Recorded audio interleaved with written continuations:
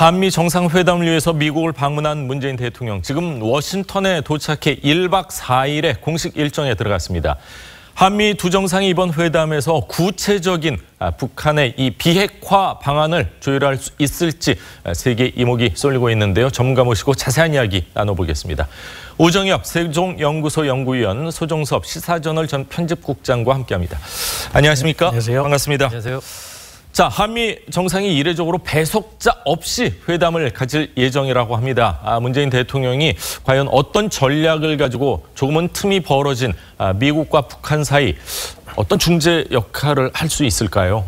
일단은 과연 북미 간에 어떠한 상황이 전개됐는지를 알아야 될 필요가 있다고 생각이 됩니다. 예. 트럼프 대통령이 최근에 김정은 위원장의 입장이 변화했다고 이야기를 했는데, 그것은 북미 간의 이야기가 잘 진전이 되다가 최근에 이제 지난주에 우리가 그렇겠죠? 봤듯이 예. 북한의 입장이 바뀌었다고 인식을 하고 있는 것인데요. 그러면 과연 북미 간에는 어떠한 이야기가 진행이 되다가 입장이 바뀐 것인지, 그리고 과연 우리 정부와 북한 간에는 또 어떠한 이야기가 있었고, 북한이 공식적으로 성명전 낸 것 외에는 과연 우리와는 어떤 이야기가 있었는지, 이러한 부분에 대해서 일단 한국과 미국 양국 정상이 현재 가지고 있는 정보를 솔직하게 공유하고 대책을 이야기하는 것이 가장 중요하다고 생각이 됩니다. 그렇군요. 가장 다루기 힘든 사람 가운데 한 사람이 여기서 이야기하고 저 사람한테는 이런 얘기하고, 이런 사람을 사실 가장 대하기가 어려운데, 자, 문재인 대통령이요, 출국하기 직전에 트럼프 대통령과 전화 통화를 했습니다. 그 이유가 트럼프 대통령이 회담까지 기다리지 못할 정도로 심기가 아주 불편했기 때문이다, 이런 보도가 나왔습니다. 그렇습니다. 뉴욕타임즈가 트럼프 대통령이 화가 나가지고 북미 정상회담을 계속 해야 되는가, 이 부분에 대해서 참모들을 강하게 질책했다, 이런 보도를 냈거든요. 북한의 어떤 태도 돌변, 이런 것들이 결국 자칫하면은 이 자신의 정치적인 낭패로 이어질 수 있다. 그렇죠. 이런 판단 하에서 이제 참모들을 그렇게 질책을 한 것인데, 워싱턴 포스트도 지난번에 문 대통령과 트럼프 대통령의 통화는 이 북한이 왜 태도를 갑자기 이렇게 강경하게 바꾼 것인지, 그런 부분들에 대해서 문 대통령의 어떤 해석을 좀 듣고 싶어서 통화를 한 것이다.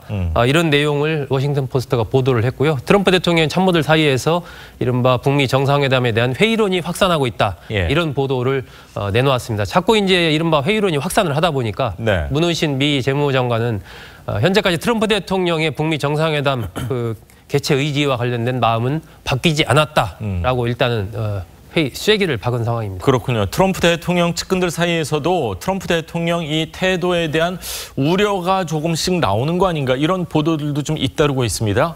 네, 그러한 우려들은 사실 이번 보도가 나오기 이전에도 워싱턴을 중심으로 한 전문가들 사이에서 좀 우려가 있었습니다. 크게 두 가지 이유인데요. 하나는 트럼프 대통령이 이 북한의 비핵화 문제에 대한 깊이 있는 정보와 지식이 아직 부족한 상태라는 점입니다. 그렇기 때문에 이 문제에 사활을 걸고 있는 김정은과 회담을 했을 경우 트럼프 대통령이 이 부분에 대한 지식이 모자르기 때문에 협상 과정에서 문제가 생기지 않을까 하는 점이 있었고요. 참모들이 아무리 조언을 많이 하더라도 대통령이 가지고 있는 소신이나 이런 것 때문에 또 어려움을 겪을 수가 있습니까? 아무래도 대통령이 이 문제에 얼마나 시간을 쏟을 수 있느냐 하는 문제인데요. 북한은 이 문제에 전적인 시간을 다 보낼 것이고, 트럼프 대통령은 북한 핵 문제만이 트럼프 대통령이 당면하고 있는 문제가 아니기 때문에 그런 이제 차이가 있습니다. 그리고 트럼프 대통령이 또 이 문제를 본인의 정치적 일정과 또 정치적 성과와 지나치게 연결시키고 있다는 점입니다. 비핵화 문제가 단순히 외교 문제를 넘어서 트럼프 대통령에게는 본인의 개인적, 정치적 성과와 연결시켜가면은 이것이 한편으로는 또 너무 쉬운 합의를 해줄 가능성, 또 한편으로는 또 합의를 이루지 못할 가능성, 양쪽의 가능성이 있기 때문에 이 부분에 있어서 이제 워싱턴을 비롯해서 지금 보도에 따르면은 트럼프 대통령이 참모까지도 우려를 하고 있다, 이런 보도가 나오고 있는 것 같습니다. 그렇군요. 지금 뭐 말씀을 두리뭉실하게 하셨지만 뭐 트럼프 대통령 입장에서는 재선도 해야 되겠고 중간 선거도 있고, 또 하나는 노벨 평화상에 대한 이 욕심도 좀 있기 때문에 어려움을 겪을 수 있다, 이렇게 이해를 해도 될까요? 네, 아무래도 그런 개인적인 동기가 많이 작용할 수 있기 때문에 그렇게 하게 되면은 냉정한 판단이 어려워지는 상황을 우려하는 것입니다. 그렇군요. 자, 북한이 반발하는 모습을 보이면서 미국 내에서도요, 단계적인 비핵화 해법을 채택해야 하는 거 아니냐 이런 목소리가 나오고 있네요. 그렇습니다. 이른바 리비아 모델을 접고 이 단계적인 접근 방식을 채택해야 된다는 목소리가 점점 부상을 하고 있습니다. 이 수전 손튼 국무부 동아태 차관보 대행이 최근 이야기한 이 다단계적 접근 방식을 북한의 비핵화 방식으로 채택을 해야 된다. 이런 목소리가 여러 군데서 나오고 있는데 이 조셉윤 전 미 국무부 대북 특별 대표도 이 아무 대가 없이 6개월 안에 북한으로부터 핵무기를 넘겨받는다는 것은 매우 비현실적인 생각이다. 이런 의견, 비슷한 의견을 또 밝혔습니다. 또 미국의 대북 전문 매체인 38뉴스 운영자인 조엘 위트 같은 경우도 다단계적 접근 방식을 채택해야 한다. 이런 비슷한 주장을 내놓고 있고요. 결국 여러 군데에서 나오고 있는 이러한 얘기들의 공통점은 트럼프 대통령이 기존에 어떤 가지고 있었던 입장에서 조금 바꾸어서 회담 성사를 위해서 한 발은 좀 물러서야 된다. 이른바 협상을 좀 해야 된다. 이런 주장으로 요약된다고 볼 수 있습니다. 전체적인 보도 내용을 보면 볼턴의 힘이 조금은 빠질 수도 있지 않을까. CVID, PVID 이런 얘기가 나오다가 막상 이제 그 북한하고 회담을 하려니까 그거보다는 좀 수위가 낮아져서 단계적 비핵화 방안을 현실적인 방안으로 모색을 하는 거 아닌가 하는 생각인데 확실히 단계는 낮아졌다고 봐도 되겠죠? 압박 수위가. 사실 아직까지 미국이 공식적으로 북한의 비핵화를 어떻게 접근하겠다라는 이야기를 한 적은 사실 없습니다. 볼튼 보좌관이 물론 리비아식 모델이라는 것을 TV에서 거론한 적은 있지만 미국이 현재 북한과 어떤 식으로 북한의 비핵화를 이끌어나겠다는 그러한 논의를 했는지에 대해서는 나와 있지 않고 미국이 또 어떠한 방법을 절대적으로 선호한다라는 이야기를 한 적이 없습니다. 이제 다만 중요한 것은 방법이 어떻게 됐던 소위 말하는 CVID라는 궁극적인 목표에서는 변함이 없다는 것을 확인을 한 바는 있고요. 단지 이제 리비아식 모델이라고 했을 때 과연 중간 단계에서의 보상은 전혀 없는 것이냐 이런 문제가 대두됐었는데 그런 부분에 있어서는 미국이 북한과 접촉을 하면서 꼭 그런 것은 아니고 어느 정도 유연한 방법을 택할 가능성은 여전히 열려 있다고 생각이 됩니다. 그렇군요. 북한도 그렇고 미국도 그렇고 목표는 가지고 있지만 그 방법론에 대해서는 서로 양국에게 패를 완전히 까지 않은 그런 상황이 아닌가 그런 생각입니다. 그 부분에 있어서 하나만 덧붙이자면은 사실 북한은 우리와의 정상회담에 있어서 완전한 한반도의 완전한 비핵화라는 목표를 확인했다라는 점을 했지만 아직까지 본인들이 북한의 비핵화를 하겠다고 얘기한 적은 없고 또 중국을 통해서 단계적 동시적 비핵화라는 말이 나오긴 했지만은 북한이 공식적으로 단계적 동시적 비핵화를 원한다라고 이야기한 적도 한 번도 없습니다.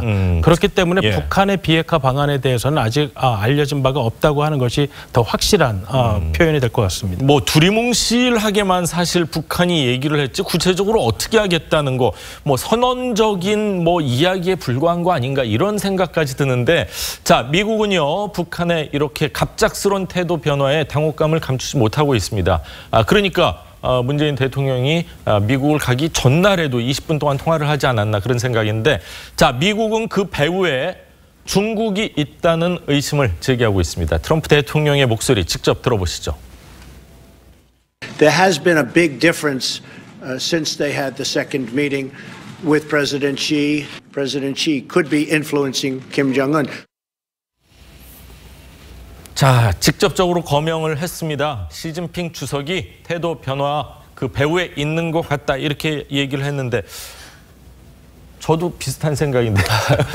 최근 들어서 미국에서 이른바 중국 경계론 그것이 굉장히 확산을 하고 있습니다.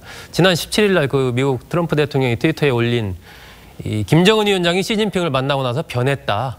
이 얘기가 이제 상징적인데 아마 미국으로서는 북한의 최근의 태도 돌변 이런 마크에 결국은 중국이 있다라고 이제 보고서 이런 경계론이 확산을 하고 있는 것으로 보입니다. 트럼프 대통령은 어제도 중국은 협상이 타결될 때까지 북한의 국경 지역을 강하고 삼엄하게 경계를 해야 된다. 그런데 북중 국경에 구멍이 많이 생겼고 많은 물자들이 오가고 있는 것으로 알고 있다. 이렇게 얘기를 했거든요. 그리고 어떤 북한의 변화 이런 일은 나도 원하고 있는 바이지만 그런 것은 사인이 다 끝난 이후에 해야 된다. 이러면서 사실상 지금 중국이 북한에 대해서 많은 것들을 용인해주고 있고 후원해주고 있는 것 아니냐 이런 강한 또 의심을 어제 표현을 했습니다. 오늘 조간신문 보니까 존 볼튼 이 안보 보좌관이 지인에게 한 얘기가 회담이 잘 추진될 것으로 믿지 않는다 이런 얘기까지 해서 사실 미북 간의 정상회담 좀 잘 진행됐으면 하는 많은 국민들의 바람에 조금씩 이거 이러다 잘못되는 거 아닌가 좀 우려의 목소리가 나오고 있는 것이 사실입니다. 자, 중국과 이 시진핑 주석의 역할 때문일까요? 미국이 중국을 향해서 어떤 외교적 전략을 좀 가질 수 있을까요? 지금 이제 G2가 됐기 때문에 북한을 압박하는 것처럼 중국을 사실 미국이 확 압박하기도 어려운 상황 아닙니까? 어떤 전략을 가져야 될까요? 사실 중국이 북한에 대해서 가지고 있는 경제적 영향력 때문에 그동안 제재 국면을 이끌면서 중국에 대해서도 강한 압박을 해왔던 것이 사실입니다. 그런 과정에서 이제 한반도의 군사적 긴장을 높이고 중국에 대해서도 이제 소위 말하는 세컨더리 보이콧이라는 이러한 강력한 제재 수단을 이제 사용하겠다고 이제 위협하는 등 중국을 압박했는데요. 아마 이렇게 북한과의 관계가 다시금 틀어진다고 미국이 믿게 되면은 아마 중국에 대한 그런 압박을 아마 계속해서 할 가능성이 높습니다. 그리고 동시에 최근 미국과 중국 간의 이제 무역 전쟁에 그러한 이야기가 많이 있었는데 또 그러한 부분에 있어서는 중국의 협조를 구하는 의미에서 조금은 미국이 분위기를 누그러뜨리는 그런 어떻게 말하면 강원 양면 전략을 쓰고 있다고 볼 수 있겠습니다. 그렇군요. 자, 북한 내부 사정 좀 얘기를 하겠습니다. 북한이 풍계리 핵실험장 폐쇄 행사 참관이 할 우리 측 취재 기자들의 입국을 아직까지 허가를 하지 않았습니다. 일단 우리 측 취재단은 어제 베이징으로 떠났는데 취재단의 출국 장면부터 잠시 보시죠. 평화로운 한반도로 가는 역사적인 사건이라고 생각하고 기자의 의무를 최선을 다하겠습니다. 의무를 다하고 제 능력에 최선을 다하겠습니다. 베이징에서 대기하고 있다가 북한 대사관 쪽하고 한번 컨택을 해보고 또 통일부에서 북측하고 연락하는 그 사정을 봐가지고 움직일 계획입니다. 자, 기자들 입장에서는 북한을 가야 되는데 지금 베이징에서 머물고 있는 상황이고 다른 외신 기자들은 잠시 후 9시 1시간 10분 있으면은 이제 원산으로 출발을 한다면서요. 그렇습니다. 어제 이 남측 공동 취재자는 어제 오전에 일단 북측에 명단 통보를 하려고 했는데 북측에서 접수를 거부를 했고요. 어제 오후에 베이징 소재 북한 대사관 영사부에 가서 이제 대기를 하고 있는 상황인데 북한 측과 아무런 접촉이 이루어지고 있지 않은 그런 상황입니다. 북한 대사관도 문을 굳게 걸어 잠그고 접촉을 거부하고 있고요.